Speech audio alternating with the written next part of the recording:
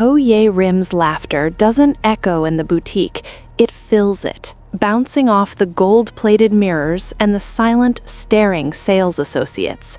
She tilts her head at the girl in the gray hoodie like she's looking at a stray dog that wandered in off the street. "Someone call the front desk," she says loud enough for the whole room to hear, "and tell them the charity bins are on the other side of the city." The espresso is still dripping from Ji-woo's sleeve. Ji-woo doesn't move. She doesn't wipe it off. She just looks up. What Ko Ye-rim doesn't know, what no one in that room knows, is that the girl she just humiliated hasn't lived in Seoul for 3 years. She flew back from Europe last night, not for a shopping trip, not for a reunion. She came back to do one thing: look her father's new fiancée in the eyes and decide if the woman was worthy of the Seo name. She has her answer. The girl in the cheap gray hoodie is Seo Ji-woo, the only daughter of Chairman Seo Tae-sok, the man whose name makes prosecutors go quiet and whose silence has ended careers, companies, and considerably more. Right now, he is 17 floors above this boutique, in the penthouse, completely unaware that his daughter is standing in a puddle of espresso while his fiancée performs for her friends. 3 men in plain clothes near the entrance have already stopped breathing normally. They are waiting for one word, one look, one signal. Ko Ye-rim has no idea she isn't bullying a stranger. She is dismantling her own future in real time, and the elevator behind her just dinged. Before we step into this boutique, understand this. What you're about to watch isn't just a satisfying revenge story, it's a collision between arrogance and bloodline. A woman who thought a price tag defined her worth, a daughter who hid her power in a cheap gray hoodie to find the truth, and a terrifying father who was about to teach a very public lesson that the most dangerous things in the world are often the quietest. Now, if you've been scrolling past stories like this and haven't subscribed yet, trust me, no pressure.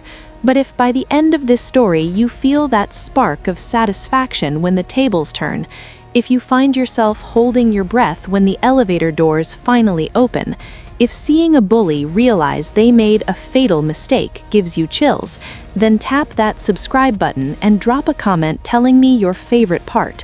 Because stories like this, they don't just entertain, they remind us that respect isn't bought. All right, let's witness the mistake that ruined a life in 60 seconds. 3 years ago, Seo Ji-woo made her father a promise, not the kind fathers extract from daughters over dinner, a soft one, forgettable thing. This was a promise made in a hospital corridor at 2 a.m., with her mother's perfume still fading from the air, and Chairman Seo Tae-sok standing against the wall like a man who just learned that all his power meant nothing. "Let me go," Ji-woo had whispered.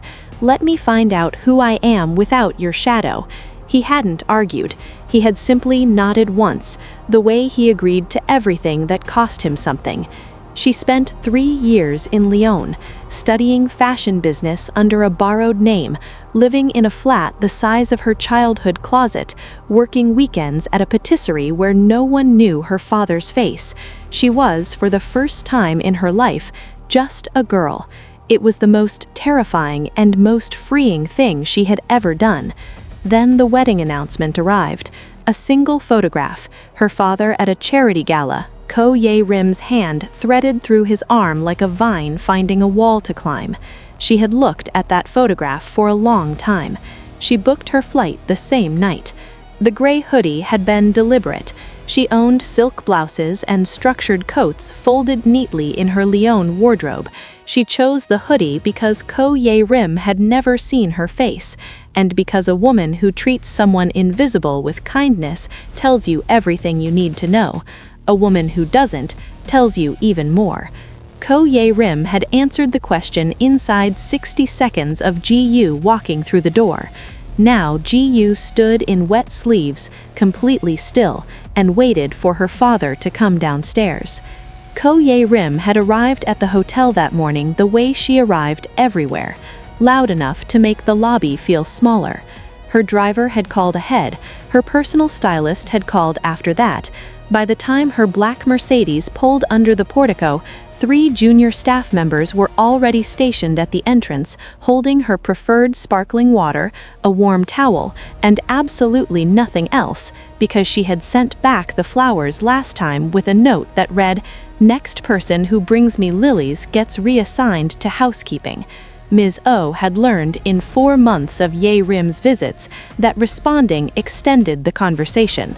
Ye Rim moved through the boutique the way she moved through most rooms, like she was already deciding what to keep and what to discard. She checked her reflection in every mirror she passed.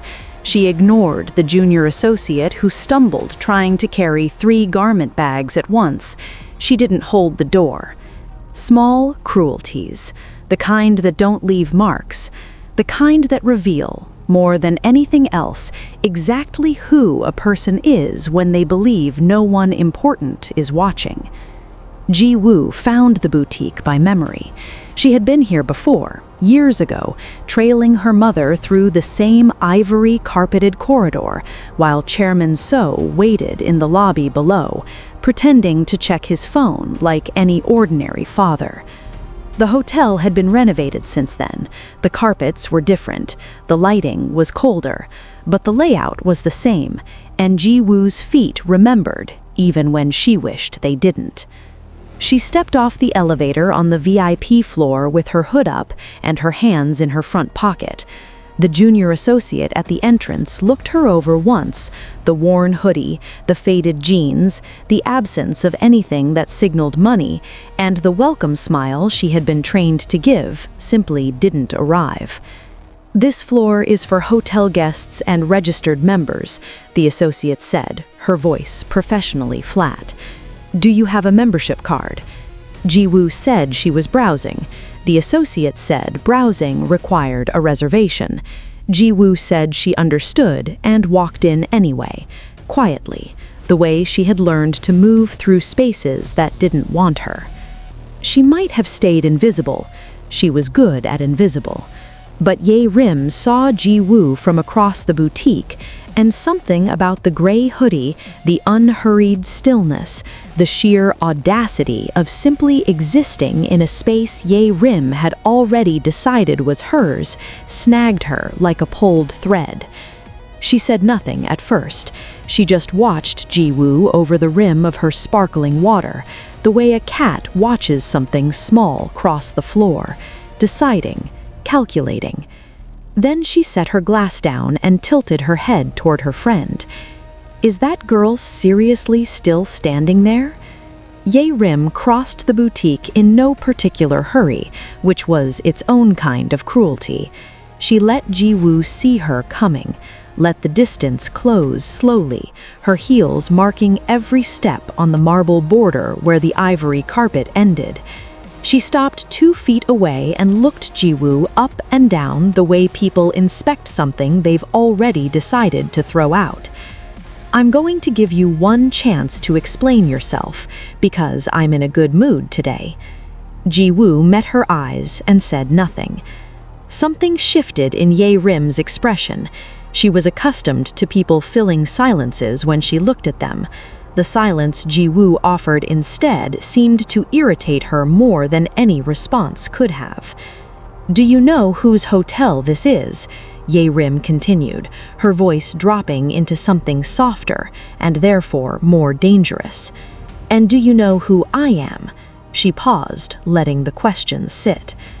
"I'm the woman who will be sitting across from him at breakfast for the rest of his life, which means this building, this floor, this room," she gestured slowly around her, "is mine, effectively, already." Her friend laughed from across the room. Ye Rim smiled at the sound of it, encouraged. "I have the personal numbers of 3 city councilmen, the deputy director of the Seoul Tourism Board, and the manager of every luxury property in Gangnam. One phone call from me, and whoever let you up here loses their job before dinner." She tilted her head. "So I'll ask you again, very nicely. "Who are you, and why are you still standing in my boutique?" Ji-woo looked at her quietly for a long moment. "I'm just browsing," she said. The locket had come loose during the commotion, a small, unremarkable thing on a thin silver chain, the kind you could buy at any street market for less than the price of a coffee. The clasp had always been fragile. Ji-woo had meant to get it repaired a dozen times and never did, because taking it off felt wrong, even briefly. Her mother had pressed it in her palm on a Tuesday afternoon, 3 weeks before the diagnosis had a name. "Something to remember me by," she had said, laughing softly at herself, embarrassed by the sentimentality. "I know it's not much." Inside was a photograph so small you had to hold it to the light. The three of them, Ji-woo at 7 years old, sitting between her parents on the steps of a temple.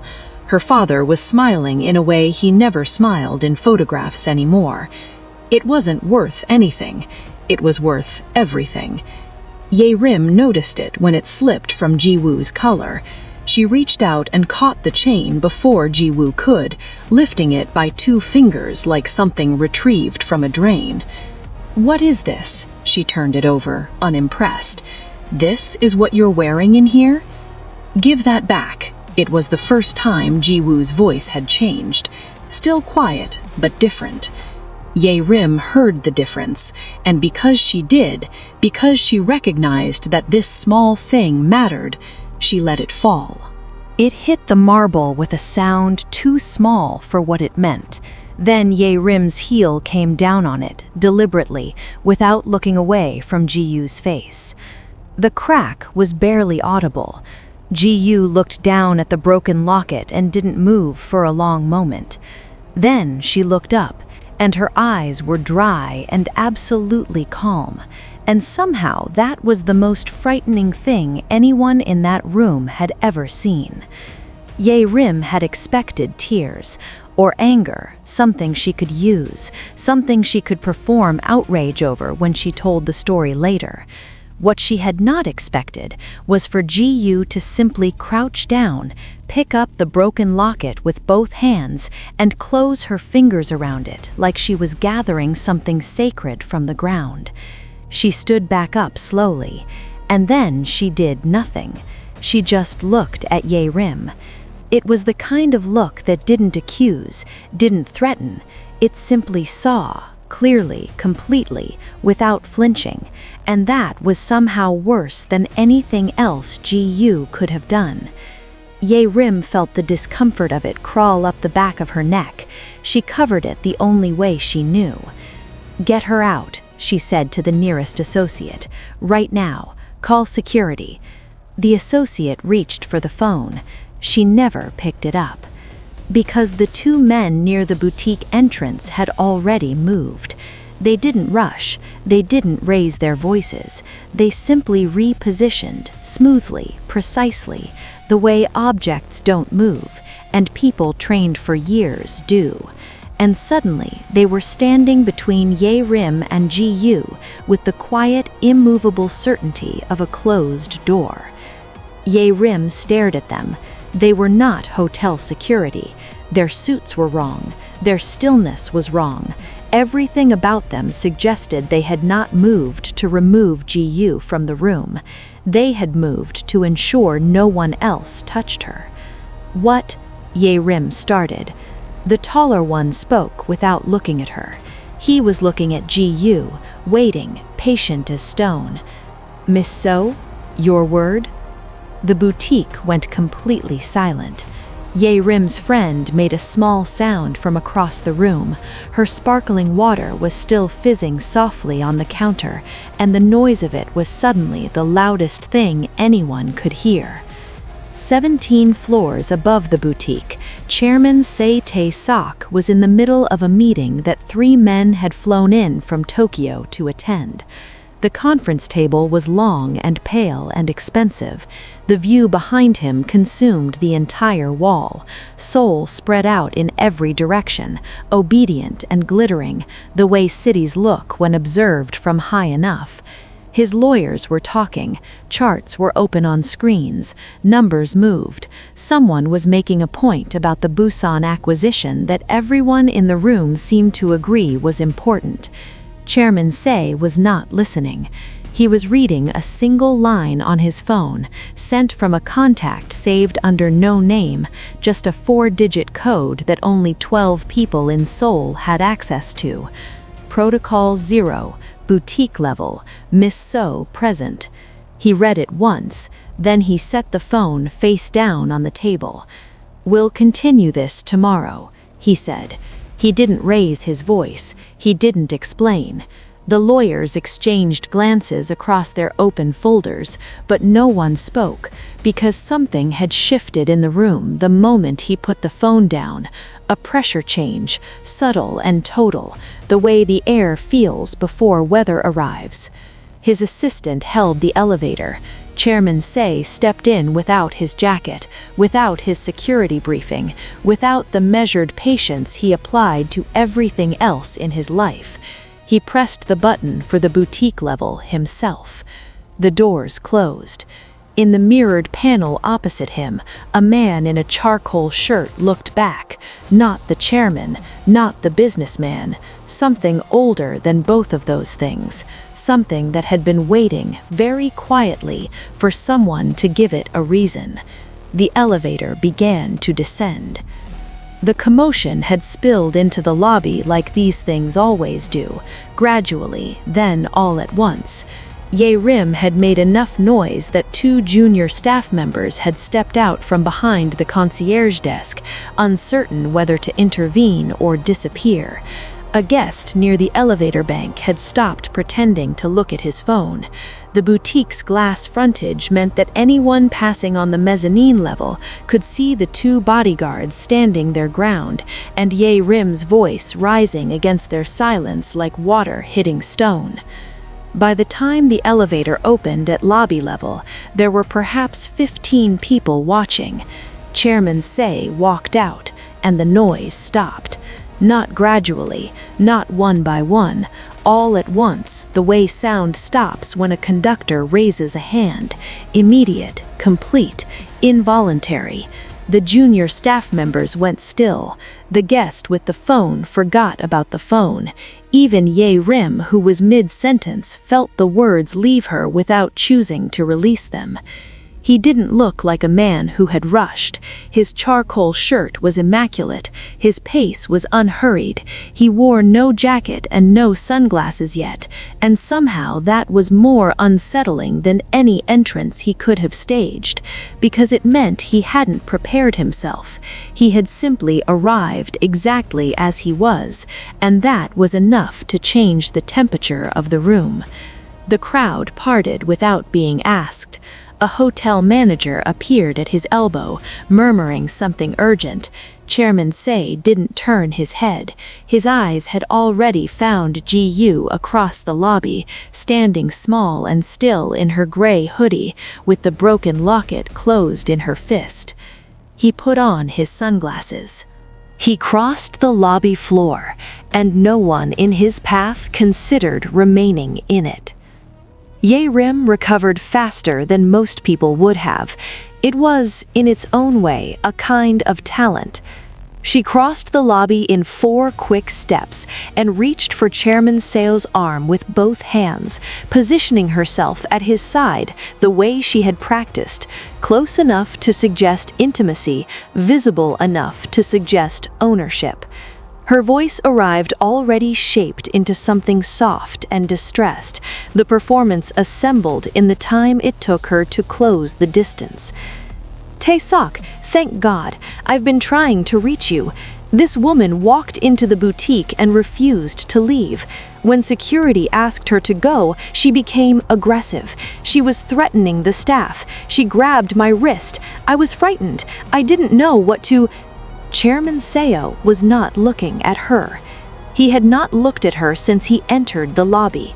His gaze had moved past Ye Rim, the way light moves past something it has no interest in illuminating, and it had settled on Ji-woo and remained there, steady, unblinking. taking in the wet sleeve, the closed fist, the careful stillness of someone who had learned very young how to hold themselves together in public.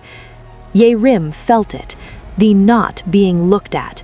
She tightened her grip on his arm and kept talking, filling the silence with more architecture, more detail, building the story higher because the alternative was to stop and acknowledge what the silence meant. Chairman Seo let her finish. Then, without turning his head, without adjusting his expression, he removed his sunglasses with one hand and looked at his daughter's face, really looked, and saw everything Ye-rim's words had attempted to bury. His jaw tightened once. That was all. He removed Ye-rim's hands from his arm the way you remove something that doesn't belong to you, without anger, without ceremony, simply and finally setting her hands back toward her own body as though returning them. Ye-rim stumbled half a step. Tae-sok! He was already walking. The lobby watched him cross to Ji-woo, watched him stop in front of her, this small, still girl in a ruined hoodie, and do something that no one present had ever seen Chairman Seo Tae-sok do in a public space. He reached out and placed both hands gently on her shoulders and looked at her face the way fathers look at their children when words are insufficient and presence is the only honest thing left to offer. Ji-woo looked up at him. Her eyes were dry. They had been dry this whole time. But something in them shifted now, something small and private, visible only to him. He took off his jacket and settled it over her shoulders without asking. Then he turned. Ye-rim had been preparing another version of the story, a softer one, a confused one. It died in her throat when she saw his face. "You touched the only thing I fear losing," he said. His voice was quiet. That was the worst part. There was no anger in it. Anger would have been survivable. There was only the flat, absolute certainty of a man closing a door. He looked at his lawyer, who had appeared silently at the edge of the lobby. "The engagement is dissolved. Have the paperwork nullified by evening." Security moved before Ye-rim could speak again. Not roughly, just inevitably. Ji-woo watched her go. Then she looked down at her father's jacket around her shoulders, and for the first time since she had walked through that door, she allowed herself to breathe. 1 week later, the 34th floor of Seo Tower smelled like fresh coffee and careful ambition. The board meeting had been called for 9 a.m. 14 men and 2 women sat around a table that cost more than most apartments, folders open, glasses of water untouched, the particular stillness of people who have been told to wait without being told why. Chairman Seo sat at the head of the table. He had not opened his folder. He had not checked his watch. He was simply sitting, hands folded, looking at the door at the far end of the room with an expression that 14 experienced people around that table could not quite interpret. At 9:03, the doors opened. She walked in the way the lobby had once parted for her father, not because she demanded it, but because something in her bearing made the room reorganize itself around her arrival. The Yves Saint Laurent suit was black and architectural, cut close, chosen with the precision of someone who understood that clothing is a language and she was making a statement. Her hair was pulled back. The broken locket, repaired now, rested at her collarbone, the only soft thing in the entire composition. She carried nothing. She needed nothing. Chairman Seo stood up. The room, taking its cue from the most powerful man in it, rose with him. Ji-woo reached the head of the table, took the chair beside her father, and looked out at 14 carefully neutral faces with the calm, unhurried certainty of someone who had always known this room was waiting for her. She had simply needed 1 week to be ready to claim it. True class isn't found in the label on your jacket or the volume of your voice. It is found in how you treat those who can do absolutely nothing for you. Ko Ye-rim learned too late that while you can buy a position, you cannot buy respect, and that sometimes the person you trample on is the only one holding the keys to your future. Thanks for watching, and remember to subscribe for more incredible true stories that prove dignity is the only currency that matters.